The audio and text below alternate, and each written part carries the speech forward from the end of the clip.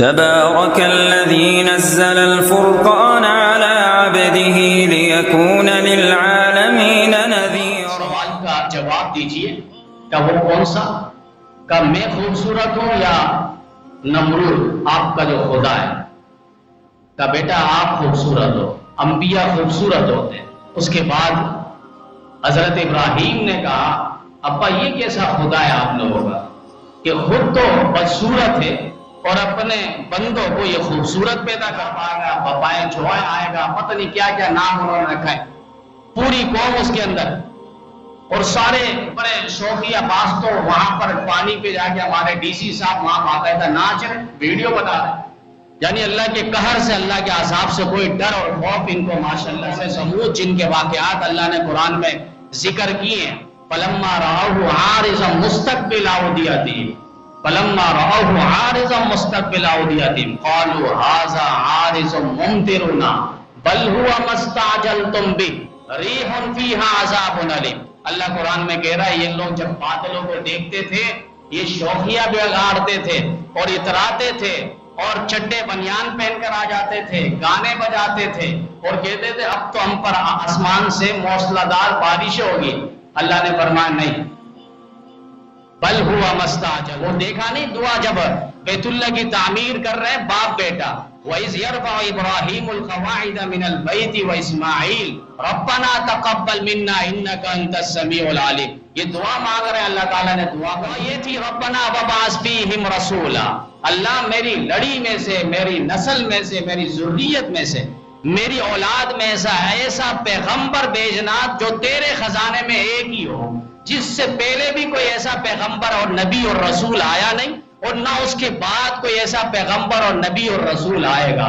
اسی کو ہم کہتے ہیں آمنہ کے لال، عبداللہ کے لخت جگر، ساقی کوثر، شافی محشر، جانے جہاں، محبوب خدا محمد مصطفیٰ، احمد مصطفیٰ، خیر الورا، بدر الدجا، شمس الضحیٰ، سید الانبیاء والمرسلین، جمال کمال کائنات، جمال کائنات، خوبی کائنات، مقصود کائنات، مطلوب کائنات، وجہ تخلیق کائنات، وجہ سبب کائنات، سید الاولین والآخرین، بکر عمر عثمان و حیدر کے پیغمبر، رقیہ زینب ام کلثوم اور فاطمہ کے ابا اور حسن و حسین جیسے شہزادوں کے نانا محمد الرسول اللہ صلی اللہ علیہ وسلم ہے. ربنا وبعث اسلام لیتے رہے. ایک صحابی، غریب صحابی، انہوں نے سوچا نبی علیہ السلام ہر ایک کو مسکرا کے دیکھ رہے ہیں. کبھی ابو بکر آتا ہے چندہ لے کر، نبی علیہ السلام ان کی طرف متوجہ ہوتے ہیں، ان کو بشارت اور خوشخبریاں سناتے ہیں اور نبی علیہ السلام ان کو دیکھ کر مسکراتے ہیں. پھر عمر آتے ہیں، ان کو دیکھ کر نبی علیہ السلام مسکراتے ہیں. عثمان آتے ہیں، ان کو دیکھ کر مسکرا رہے ہیں. کاش مجھے بھی دیکھ کر نبی علیہ السلام مسکرائے. فوراً یہ چلے گئے. ایک یہودی کے اسلامی سال کا مہینہ ذی قعدہ اختتام پذیر ہے اور یہ تقریباً ان مہینوں کے اندر ذی قعدہ اور ذی الحجہ مسلمانوں پر دو قسم کے احکامات فرض اور لاگو کیے گئے ہیں. ایک حکم اور فریضہ حج کے نام سے موسوم ہے اور دوسرا فریضہ اور حکم وہ قربانی ہے. اور قربانی در حقیقت حضرت ابراہیم علیہ السلام کی یادگار ہے اور یہ ابراہیم علیہ السلام انبیاء میں وہ مقام اور مرتبہ رکھتے ہیں جنہیں جد الانبیاء کہا جاتا ہے. ان کی لڑی اور اس سے ہزاروں انبیاء پیدا ہوئے ہیں. حضرت ابراہیم علیہ السلام کے دو بیٹے تھے، حضرت اسحاق علیہ السلام اور حضرت اسماعیل علیہ السلام. عجب بات ہے، حضرت اسحاق علیہ السلام سے اللہ تعالیٰ نے بے شمار انبیاء کرام کو پیدا فرمایا اور اسماعیل علیہ السلام سے صرف ایک پیغمبر خاتم الانبیاء والمعصومین والمرسلین جناب نبی کریم صلی اللہ علیہ وسلم کو اللہ تعالیٰ نے پیدا فرمایا. ساتھ ساتھ یہ بات بھی ذہن نشین رہے کہ خواجہ خواجگان پیران پیر شیخ عبد القادر جیلانی رحمۃ اللہ علیہ اپنی کتاب غنیہ کے اندر لکھتے ہیں کہ تمام پیغمبروں میں اللہ تعالیٰ نے حضرت ابراہیم علیہ السلام کو یہ مقام اور یہ شرف کیوں عطا فرمایا کہ آپ کی نسل سے، ذریت سے، اولاد سے امام الانبیاء کی پیدائش فرمائی۔ انہوں نے ایک وجہ یہ لکھی کہ چونکہ حضرت ابراہیم علیہ السلام توحید پر غیرت کھانے والے تھے، توحید پر غیرت کھا کر انہوں نے بتوں کو توڑا تھا، اور اللہ تعالیٰ کو یہ ادا ان کی بہت پسند آئی، اسی لیے اللہ تعالیٰ نے حضرت ابراہیم علیہ السلام کی اولادوں میں جناب نبی کریم صلی اللہ علیہ وسلم کو پیدا فرمایا۔ تو حضرت ابراہیم علیہ السلام یہ جس دور میں، جس ماحول میں، جس حالات میں، جس سوسائٹی پہ یہ پیدا ہو رہے ہیں، آزمائشوں کا دور ہے، ہر طرف فتنہ ہی فتنہ اور فساد ہی فساد ہے۔ کہیں مخالفت ان کے گھر سے شروع ہو رہی ہے، ان کو گھر سے نکالا گیا، قوم ان کی مخالفت میں، علاقے والے ان کی مخالفت میں، وقت کا بادشاہ اور حاکم اور جابر وہ حضرت ابراہیم علیہ السلام کے در پہ ہیں۔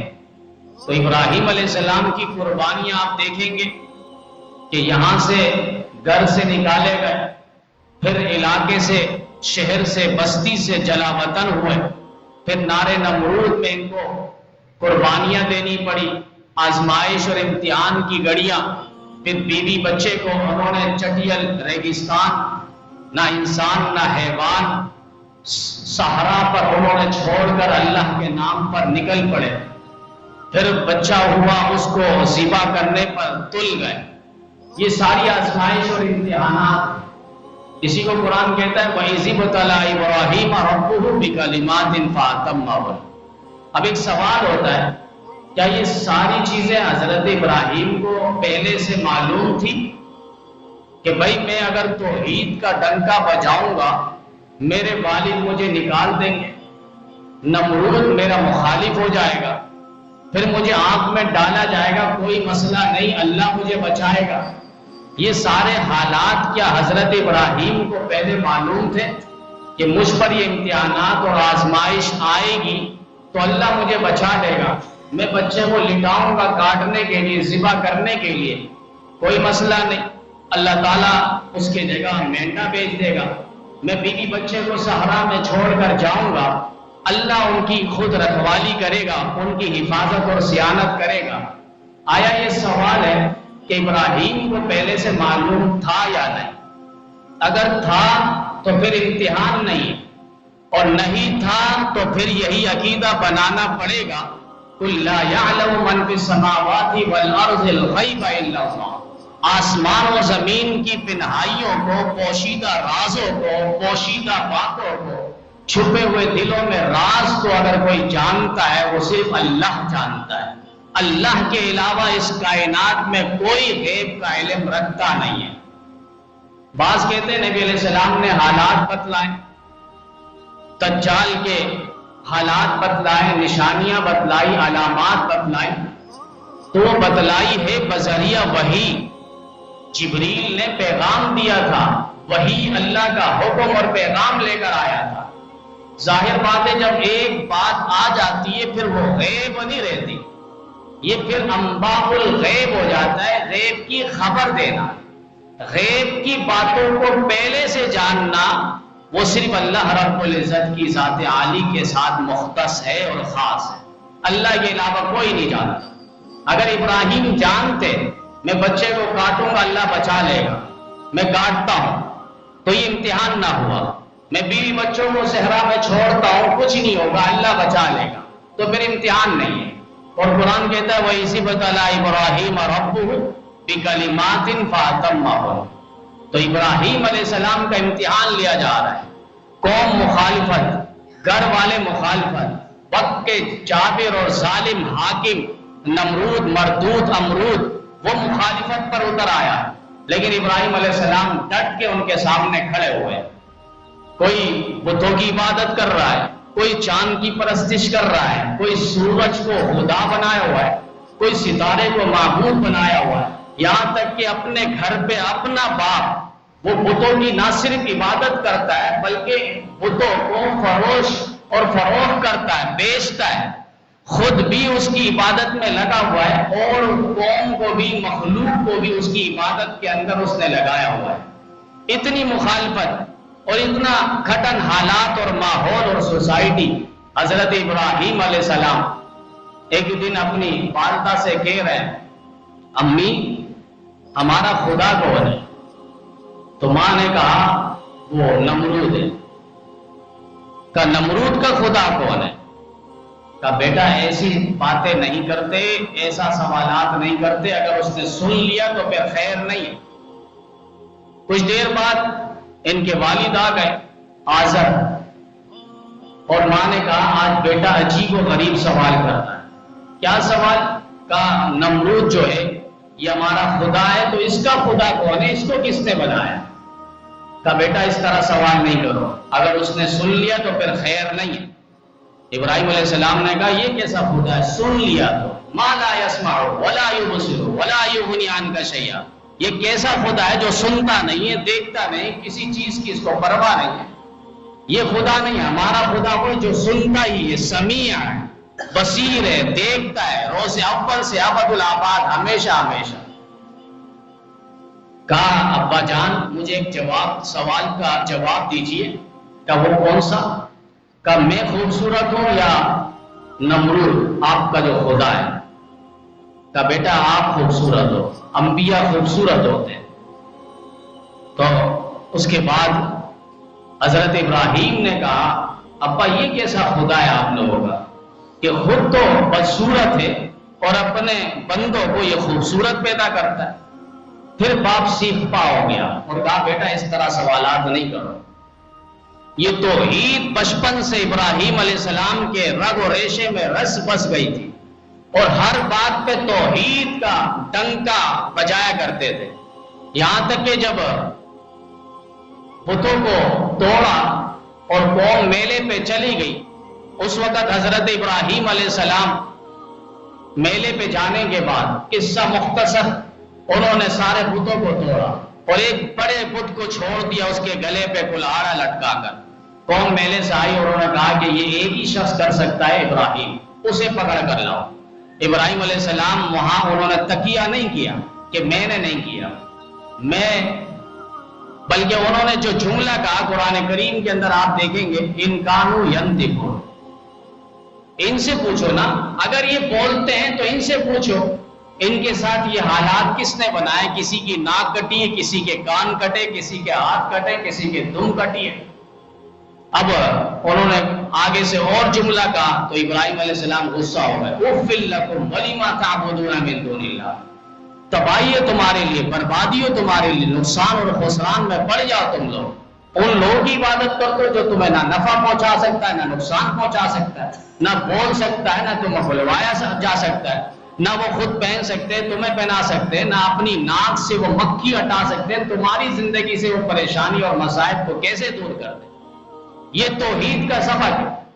ہم ابراہیم علیہ السلام کو صرف اسی واقعات کے اندر رکھ دیتے ہیں اور قصہ کہانیوں کے اندر، یہ توحید ہے اپنے اندر، ہم اپنے اندر یہ توحید کو اجاگر کریں۔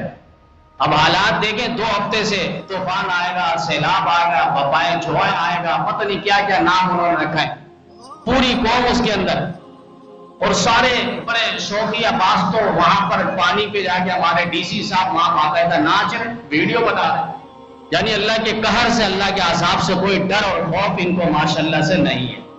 یہ وہی لوگ ہیں جو قوم عاد اور قوم سمود جن کے واقعات اللہ نے قرآن میں ذکر کیے ہیں، فلما رأوه عارضا مستقبل أوديتهم فلما رأوه عارضا مستقبل أوديتهم قالوا هذا عارض ممطرنا بل هو ما استعجلتم به ريح فيها عذاب أليم۔ اللہ قرآن میں کہہ رہا ہے یہ لوگ جب بادلوں کو دیکھتے تھے یہ شوخیاں بگاڑتے تھے اور اتراتے تھے اور چڈے بنیان پہن کر آ جاتے تھے، گانے بجاتے تھے اور کہتے تھے اب تو ہم پر بارشیں ہوگی، آسمان سے موسلادھار بارشیں ہوگی۔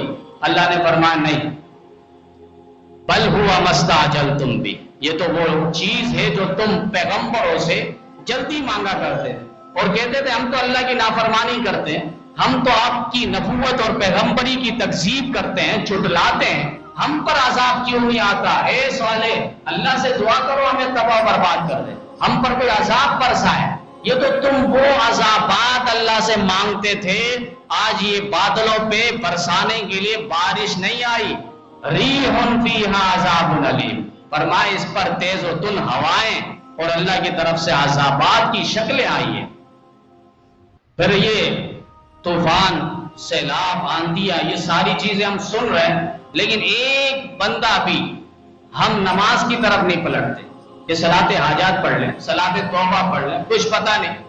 اب سبھی وہاں ساحلوں کی نظر ہو رہے ہیں، وہاں سیر سپاٹی کے لیے بھی جا رہے ہیں اور باقاعدہ نظارے کر رہے ہیں۔ ہونا یہ چاہیے اذا حزبہ امر فزع الی الصلاۃ، نبی علیہ السلام فرماتے جب سخت آندھی یا طوفان کا خطرہ ہوتا، نبی علیہ السلام مسجد نبی میں مصلی پہ نماز، اللہ کی طرف رجوع اور اللہ سے تعلق جوڑتے تھے۔ اور ہمارا ماحول، ہمارے حالات، ہماری زندگی، ہماری سوچ کہاں جا رہی ہے؟ یہ سب حالات دیکھ رہے ہیں، اس کے باوجود ہم نمازوں کی طرف نہیں۔ اور پھر عقیدہ کہ غازی شاہ عبداللہ شاہ غازی صاحب جو ہے، ان کے مزار کی وجہ سے یہ عذاب نہیں آ رہا، سمندر کا پانی رکا ہوا ہے کلفٹن کا۔ یہ بھی عجیب کہانی، بچپن سے سنے آ رہے ہیں، آپ بھی سن رہے ہیں۔ ایسے اینکر جو پڑھے لکھے اپنے آپ کو کہتے ہیں پڑھے لکھے، ہم ان کو پڑھے لکھے جاہل کہتے ہیں، پڑھے لکھے جاہل، سوال کر رہا ہے تو سوال پر جب جواب دیا جا رہا ہے تو آپ اس جواب کو بھی لاجواب کرو نا۔ ایسے کیسے ہو سکتا ہے اللہ کا عذاب آئے اور کوئی روک کر دکھائے؟ وَإِن يُرِدْكَ بِضُرٍّ فَلَا كَاشِفَ لَهُ إِلَّا هُوَ وَإِن يُرِدْكَ بِخَيْرٍ فَلَا رَادَّ لِفَضْلِهِ وَإِن يَمْسَسْكَ اللَّهُ بِضُرٍّ فَلَا كَاشِفَ لَهُ إِلَّا هُوَ وَإِن يُرِدْكَ بِخَيْرٍ فَلَا رَادَّ لِفَضْلِهِ۔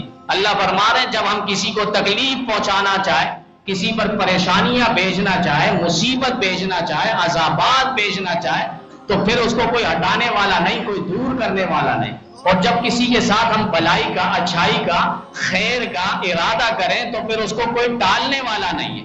یہ ہمارا عقیدہ ہونا چاہیے۔ حضرت نوح علیہ السلام کو آپ نے دیکھا نہیں، اپنے بیٹے کو بچایا نہیں، بارش آئی، عذاب آیا تو سارے غرق ہو گئے۔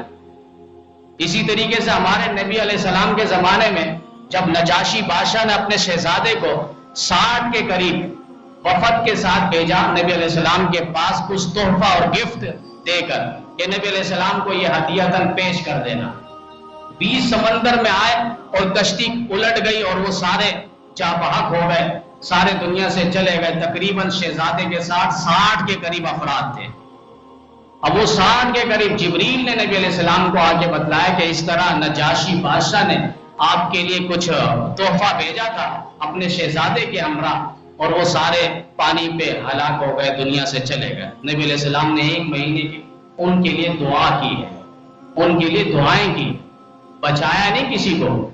اب بڑے مزے سے کتنے شاہ عبداللہ شاہ غازی، یہ ہزاروں پوری کائنات بدل جائے، یہ ایک صحابی کے قدم کے برابر نہیں، اور سارے صحابہ مل جائے ایک نبی کے پاؤں سے لگنے والی ذرات اور خاک اور مٹی کے برابر نہیں ہے۔ یہ مقام اور مرتبہ ہے۔ ہم نے ولی کو پتہ نہیں کہاں تک پہنچا دیا۔ جیسے دادا سید علی ہجویری رحمۃ اللہ علیہ لاہور پہ جو بڑے ولی ہیں، ان کے مزار پہ لکھا ہے کہ اوپر کے نظام اللہ چلا رہا ہے، نیچے کا نظام اولیاء اللہ چلا رہا ہے۔ یہ شرک ہے اور عقیدہ توحید کے منافی اور خلاف ہے، اور اسی کو زیر و زبر کرنے کے لیے، شرک کا قلعہ کما کرنے کے لیے، جڑ کو خیر سے پھینکنے کے لیے حضرت ابراہیم علیہ السلام آئے ہیں اور انہوں نے توحید کا ڈنکا ایسا بجایا کہ آج تک جب ابراہیم کا نام آتا ہے ساتھ ساتھ توحید کا ڈنکا بھی سمجھ میں آتا ہے۔ نمرود نے ایک موقع پہ بلایا، الم تر الی الذی حاج ابراہیم فی ربہ ان آتاہ اللہ الملک۔ اس آیت کے اندر ابراہیم علیہ السلام اور نمرود مردود امرود ان کا مناظرہ ہوا، بحث و مباحثہ ہوا۔ اب نمرود نے کہا کہ میرے پاس تو حکومت ہے، سلطنت ہے، بادشاہت ہے، اور یہ بھی یاد رہے سلطنت، حکومت، بادشاہت یہ کوئی عزت کی چیز نہیں ہے۔ کتنے بڑے بڑے کافر ہیں جن کے پاس حکومتیں رہی ہے اور برسوں تک حکومت کی ہے، فرعون، نمرود، حامان، شداد، اور پھر کتابوں میں لکھا ہے کہ 2 کافر گزرے ہیں جنہوں نے پوری دنیا پہ حکومت کی ہے، ایک بخت نصر ہے اور دوسرا یہ نمرود ہے، اور 2 مسلمان حاکم اور پوری دنیا پہ جنہوں نے حکومت کی ہے وہ حضرت سلیمان علیہ السلام ہے، حضرت سلیمان علیہ السلام اور حضرت ذوالقرنین، یہ 2 بادشاہ مسلمانوں کے جنہوں نے پوری دنیا پہ حکومت کی ہے۔ تو مردود نمرود جو ہے اس نے حضرت ابراہیم علیہ السلام کے ساتھ بحث کی، مباحثہ کیا۔ ابراہیم علیہ السلام نے کہا کہ میرا اللہ تو وہ ہے فَإِنَّ اللَّهَ يَأْتِي بِالشَّمْسِ مِنَ الْمَشْرِقِ، انہوں نے کہا کہ مجھے اللہ نے، میرے پاس تو حکومت ہے۔ تو ابراہیم علیہ السلام نے کہا میرا اللہ وہ ہے جو زندہ بھی کرتا ہے اور مارتا بھی ہے۔ مردود نے کہا نمرود نے یہ تو کام میں بھی کر سکتا ہوں۔ جیل سے 2 بندوں کو لایا اور ایک کو کہا جس پر سزائے موت کا اعلان ہو چکا تھا، کہا تم جاؤ، تم آزاد ہو، اور ایک کو کہا تم پھانسی کے پھندے پہ لٹک جاؤ۔ ایک کو مار دیا، ایک کو زندہ چھوڑ دیا۔ ابراہیم علیہ السلام نے دیکھا یہ تو قوم کو بیوقوف بنا رہا ہے، میں موت حقیقی کی بات کر رہا ہوں اور یہ موت مجازی کی بات کر رہا ہے، میں حیات حقیقی کی بات کر رہا ہوں، حقیقی موت دینے والا، حقیقی حیات دینے والا وہ اللہ رب العزت ہے، اور وہاں یہ ڈنکا رچا رہا ہے لوگوں کو، ذہن کو اپنی طرف مبذول کرنے کے لیے، کھینچنے کے لیے۔ اس کے بعد حضرت ابراہیم علیہ السلام نے ایسا سوال اٹھایا، اس کے بعد وہ لاجواب ہو گیا۔ سوال کیا تھا؟ کہا کہ اچھا تو وہ زندہ کرتا ہے، مارتا ہے، پھر میرا اللہ وہ ہے جو فَإِنَّ اللَّهَ يَأْتِي بِالشَّمْسِ مِنَ الْمَشْرِقِ، اللہ وہ ہے میرا جو سورج کو مشرق سے نکالتا ہے، فَأْتِ بِهَا مِنَ الْمَغْرِبِ، اگر تو خدا بنتا ہے تو مغرب سے لے کر آ۔ اب چور کو تو پتہ ہے میں چور ہوں، اس کے بعد اس نے کوئی سوال ہی نہیں کیا، لیکن پھر بھی ایک سوال بنتا ہے، اگر وہ کہہ دیتا نمرود کہ بھئی یہ تو میں کرتا ہوں، مشرق سے سورج میں نکالتا ہوں، تم اپنے خدا کو بولو کہ وہ مغرب سے نکال کر دکھائے سورج کو۔ لیکن نمرود کو معلوم تھا اگر میں یہ سوال اٹھاؤں گا اور یہ ابراہیم وہ ابراہیم ہے، انہ کان صدیقا نبیہ، یہ سچے اللہ کے پیغمبر ہے، یہاں ہاتھ اٹھائیں گے اللہ تعالیٰ بھی ہاتھ یہ نیچے نہیں رکھیں گے، اللہ ان کی دعا کو قبول کر لیں گے۔ وہ دیکھا نہیں دعا جب بیت اللہ کی تعمیر کر رہے باپ بیٹا، وَإِذْ يَرْفَعُ إِبْرَاهِيمُ الْقَوَاعِدَ مِنَ الْبَيْتِ وَإِسْمَاعِيلُ رَبَّنَا تَقَبَّلْ مِنَّا إِنَّكَ أَنْتَ السَّمِيعُ الْعَلِيمُ، یہ دعا مانگ رہے ہیں، اللہ تعالیٰ نے دعا قبول کی۔ دعا کیا تھا؟ دعا یہ تھی ربنا وبعث فیہم رسولا، اللہ میری لڑی میں سے، میری نسل میں سے، میری ذریت میں سے، میری اولاد میں ایسا پیغمبر بھیجنا جو تیرے خزانے میں ایک ہی ہو، جس سے پہلے بھی کوئی ایسا پیغمبر اور نبی اور رسول آیا نہیں اور نہ اس کے بعد کوئی ایسا پیغمبر اور نبی اور رسول آئے گا۔ اسی کو ہم کہتے ہیں آمنہ کے لال، عبداللہ کے لخت جگر، ساقی کوثر، شافی محشر، جانے جہاں، محبوب خدا محمد مصطفیٰ، احمد مصطفیٰ، خیر الورا، بدر الدجا، شمس الضحیٰ، خیر المتقین اور خیر العالمین، سید الانبیاء والمرسلین، جمال کمال کائنات، جمال کائنات، خوبی کائنات، مقصود کائنات، مطلوب کائنات، وجہ تخلیق کائنات، وجہ سبب کائنات، سید الاولین والآخرین، بکر عمر عثمان و حیدر کے پیغمبر، رقیہ زینب ام کلثوم اور فاطمہ کے ابا اور حسن و حسین جیسے شہزادوں کے نانا محمد الرسول اللہ صلی اللہ علیہ وسلم ہے۔ ربنا وبعث فیہم رسولا، معلوم ہے یہ ہاتھ اٹھائیں گے اللہ تعالیٰ رد نہیں کریں گے، ان کی دعا قبول کر لیں گے اور سورج کو اللہ مشرق سے نہیں مغرب سے نکال کر دکھائے گا۔ فَبُهِتَ الَّذِي كَفَرَ، ایسا جواب دیا وہ کافر ہکا بکا ہو گیا، لاجواب ہو گیا کہ اللہ کے سامنے کوئی ٹکتا نہیں، اور اللہ کے اس نام کے سامنے کسی کی مجال نہیں کہ وہ آگے جواب دے.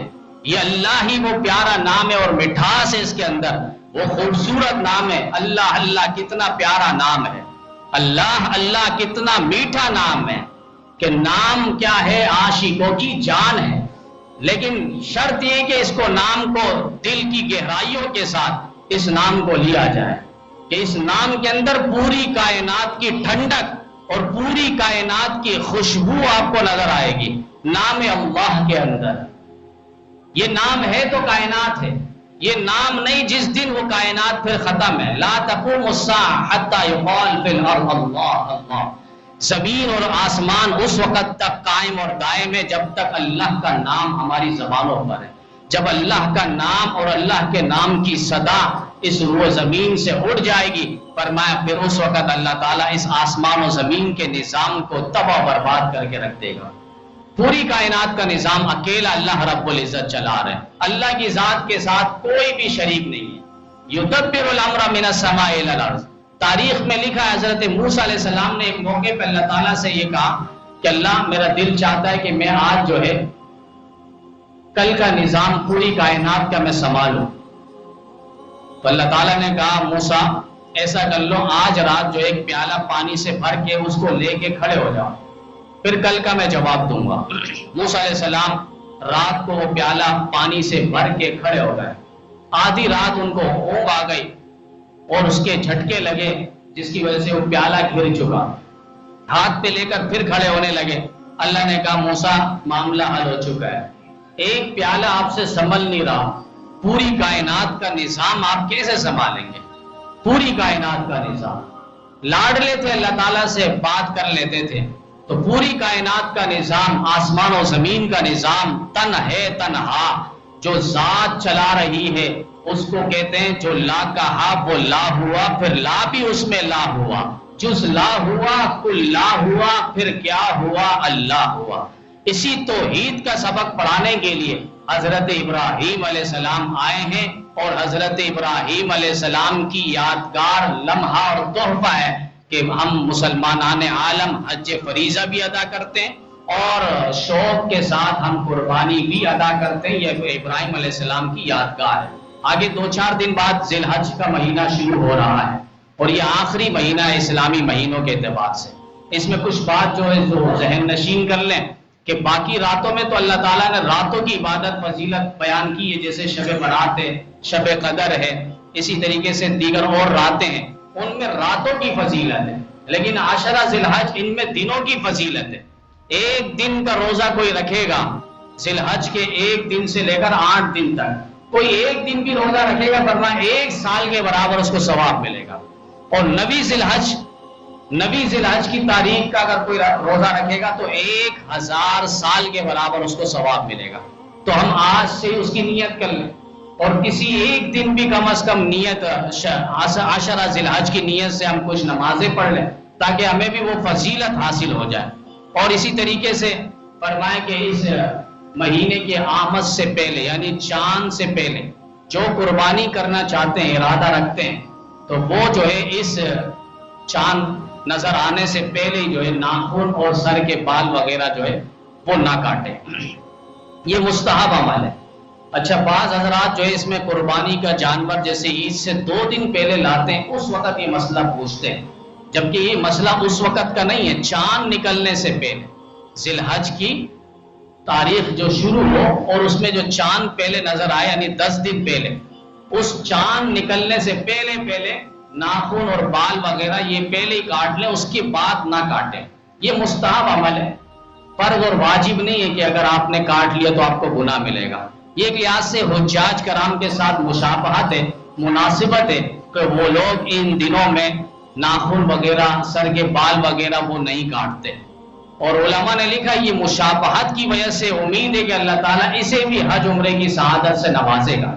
اتنا سا عمل ہے لیکن اس کے اندر باریکی ہے کہ یہ حجاج کے ساتھ مشابہت رکھ رہا ہے اور معتمرین کے ساتھ اس کی مناسبت ہے.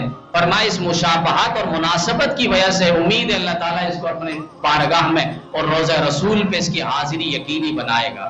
تو یہ ناخن بال وغیرہ یہ 1-2 دن پہلے نہ ہو بلکہ چاند نظر آنے سے پہلے فرمایا کہ جو لوگ قربانی کا ارادہ رکھتے ہیں اور قربانی بھی شوق سے کرنے کی نیت ہو، یہ نہ ہو کہ اس سال ہماری کوئی گنجائش نہیں، مہنگائی ہے، جس اعتبار سے بھی ہو شوق کے ساتھ اللہ کے راستے میں لگائیں۔ ہم دیگر چیزوں میں تو لگاتے ہیں لیکن قربانی پہ آ کے ہم مسائل پوچھتے ہیں، میرے اتنا قرض ہے، اتنا ڈوبا ہوا، مجھ پر قربانی واجب ہے، فرض ہے یا نہیں۔ ہم نکلنا چاہتے 10-20 ہزار روپے کے لیے، جبکہ گھر پہ شادی بیاہ ہو تو 4 لاکھ روپے قرض لے لیتے۔ وہ صحابہ کرام کی زندگی تو آپ دیکھیں، غزوہ تبوک کا موقع ہے، جنگ کا معرکہ قائم ہے، امام الانبیاء صلی اللہ علیہ وسلم بیٹھے ہیں اور چندے کی اپیل ہو گئی ہے۔ چندے کی اپیل، اللہ کے راستے کے لیے چندے کی اپیل ہوتی ہے اور نبی علیہ السلام کی سنت ہے۔ ابو بکر آ رہے ہیں چندہ لے کر، عمر آ رہے ہیں، عثمان آ رہے ہیں، بڑھ کر دے رہے ہیں۔ 2 دن تک چندہ نبی علیہ السلام لیتے رہے۔ ایک صحابی، غریب صحابی، انہوں نے سوچا نبی علیہ السلام ہر ایک کو مسکرا کے دیکھ رہے ہیں۔ کبھی ابو بکر آتا ہے چندہ لے کر، نبی علیہ السلام ان کی طرف متوجہ ہوتے ہیں، ان کو بشارت اور خوشخبریاں سناتے ہیں اور نبی علیہ السلام ان کو دیکھ کر مسکراتے ہیں۔ پھر عمر آتے ہیں، ان کو دیکھ کر نبی علیہ السلام مسکراتے ہیں، عثمان آتے ہیں، ان کو دیکھ کر مسکرا رہے ہیں۔ کاش مجھے بھی دیکھ کر نبی علیہ السلام مسکرائے۔ فوراً یہ چلے گئے ایک یہودی کے پاس، انہوں نے دن بھر کام کیا اور رات کو ان کو کھجوریں وغیرہ کچھ ملی، وہ آئے نبی علیہ السلام کے پاس، دوسرے دن وہ کھجور رکھ دی۔ نبی علیہ السلام جانتے تھے، حالات سے واقف تھے، یہ صحابی غریب ہے، انتہائی خستہ حالت ہے، انہوں نے یہ کھجور لایا کہاں سے، کمائی کہاں کی؟ ان کی دل جوئی کے لیے ان سے پوچھا تاکہ مجمع کو بھی معلوم ہو۔ انہوں نے کہا آقا آپ چندے کی اپیل کر رہے تھے، سب کو مسکرا کر دیکھ رہے تھے، میرا دل بھی چاہ رہا تھا کہ آپ مجھے مسکرا کر دیکھیں، تو میں نے سوچا کہ کئی مزدوری کرتا ہوں اور کمائی کر کر لاتا ہوں، جو بھی کچھ ملے گا آپ کے در اقدس میں قربان کر دوں گا۔ نبی علیہ السلام نے وہ کھجور لے کر سارے جو چندے کے سامان تھے ان ڈھیروں کے اوپر نبی علیہ السلام اپنی مبارک انگلیوں سے ڈال رہے تھے اور صحابہ کہہ رہے تھے کاش آج اس کی جگہ ہم ہوتے، اور نبی علیہ السلام جس مسکراہٹ کے ساتھ انہیں دیکھ رہے تھے کاش وہ مسکراہٹ ہمیں بھی ملتی۔ تو اللہ کی طرف سے جو مسکراہٹ ہے وہ ہمیں مل جائے، ہم شوق کے ساتھ اور بلا کسی جھجک اور خوف کے ہم قربانی کریں اور قربانی میں اپنا حصہ ملائیں۔ اور عموماً یہ بھی ہوتا ہے کہ مرد حضرات تو قربانی میں حصہ ملاتے ہیں، گھر کی خواتین عورتیں حصہ نہیں ملاتی، اور یہاں تک باقاعدہ مسئلہ پوچھا جاتا ہے کہ ہم پر قربانی ہم کر رہے ہیں، یعنی شوہر کر رہے ہیں، تو بیوی پر قربانی کہاں سے واجب ہے؟ بھائی آپ اگر فرض نماز پڑھ رہے ہو تو بیوی پر نماز فرض نہیں ہے، آپ روزہ رکھ رہے ہو رمضان کا تو ان کے اوپر فرض نہیں ہے۔ اگر ان کے پاس صاحب نصاب ہے، یعنی 52.5 تولہ چاندی یا اس کے برابر نقدی پیسے مالیت ان کے پاس موجود ہے، فرمایا کہ ان پر بھی زکوٰۃ فرض ہے، ان پر بھی قربانی واجب ہے۔ پھر کہتے ہیں کہ بچے کام کرتے بڑے بیٹے اور وہ ساری کمائی جو ہے ماں باپ کو لا کر دیتے ہیں، اس پہ مسئلہ پوچھا جاتا ہے تو باپ جو جمع پونجی ان کا لے لیتے ہیں، لیکن ہم پوچھیں گے یہ بیٹا جو الگ سے کوئی کمیٹی پیسے بچا کر تو نہیں ڈال رہا، اب اس کے پاس الگ سے جمع پونجی اگر اس حساب سے ہے جو 52.5 تولہ چاندی کے برابر پہنچ جائے، فرمایا اب اس بیٹے پر بھی الگ قربانی واجب ہوتا ہی کہ گھر پہ 4-5 بندوں پر قربانی واجب ہوتی، ایک قربانی کا بکرا لا کے قربانی کے لیے کھڑا کر دیا جاتا ہے، یہ اس بکرے کے ساتھ بھی بہت بڑا ظلم ہے۔ اور بعض حضرات کے نزدیک تو انشاءاللہ اگلے جمعے اس مسئلے کو واضح کریں گے کہ وہ اونٹ پر 80 کے قریب قربانیوں میں حصہ ملاتے ہیں، ان کے ہاں گدھا بھی حلال ہے، اونٹ پہ 80 کے قریب حصہ ملاتے ہیں، جبکہ اہل سنت والجماعت کے ہاں صرف 7 حصے بڑے جانوروں کے، اور چھوٹا جانور یعنی بکرا ہے، بکری ہے، دمبا ہے، مینڈا ہے، ان میں فرمایا ایک ہی حصہ ہے، اس میں 2 3 4 5 6 7 نہیں ہے۔ اسی طریقے سے بعض حضرات جو ہے طاق عدد ڈھونڈتے ہیں، جفت عدد نہیں لیتے، یہ بھی ایک لحاظ سے خام خیالی ہے، اپنی عقل بندی ہے، شریعت میں اس کا کوئی ذکر نہیں ہے، آپ 2 کر کے لیں یا 3-5 کر کے لیں، اس پہ کوئی ثواب کی اضافے اور مکروہ کوئی ایسا عمل نہیں ہوتا، بس صرف یہ ہوتا ہے کہ ہم شریکوں کو دیکھیں کوئی حرام والا نہیں ہے، کوئی سود اور بیاض والا یا بینک سے لون لینے والا وہ ہمارے حصے میں شریک نہیں ہے، پھر قربانی ہو جائے گی اور سب کی نیت للہ فی اللہ ہو، اللہ کے لیے ہو۔ اللہ تعالی ہم سب کو قربانی شوق کے ساتھ اور ابراہیم علیہ السلام کی توحید کو سمجھنے کی، اس پر عمل کی توفیق عطا فرمائے۔